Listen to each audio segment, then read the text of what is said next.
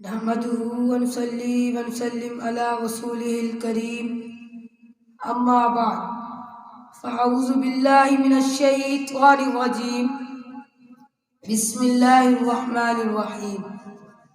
محترم اساتذہ کرام، گرامی قدر سامعین، السلام علیکم ورحمۃ اللہ وبرکاتہ۔ آج مجھے جس موضوع پر لب کشائی کرنے کا موقع ملا ہے وہ ہے لہو کیوں مانگتے ہو۔ میرے بھائی کے لاشے پر سوگ مناتی ماں کا جگر کیوں مانگتے ہو۔ یہ صدائیں شام کی سرزمین سے اٹھتی، برما کی دیواروں سے ٹکراتی، فلسطین کے جنگلات سے سفر کرتی، مسجد اقصیٰ کے کونوں میں موجود ہر بے جان چیز کی آہ بن چکی ہے۔ مظلوم مسلمانوں کے ماتم سے دنگے گئے مسجد اقصیٰ کے قالین میرے خلاف گواہی دیں گے، کیونکہ میں اس تمام انبیاء کی مقدس سرزمین کے سائے تلے بسنے والے سینکڑوں مسلمانوں کے سوگ میں بس ماتم کرتا رہا۔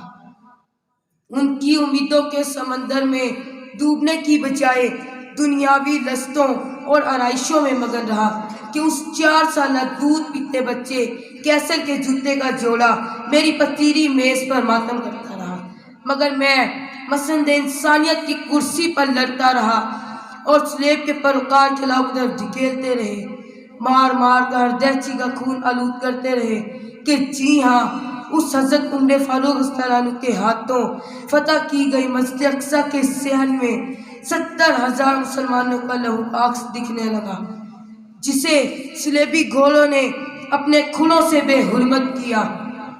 بہہ گیا بستی بستی میں میرا لہو، روز کرتا ہوں میں آنسوؤں سے وضو، کب سے ہے میری آواز بند گدو، ہوگی پامال کب تک میری آبرو، آنسوؤں اور آہوں کی رو داد سن، رب کونین میری بھی فریاد سن، رب کونین میری بھی فریاد سن۔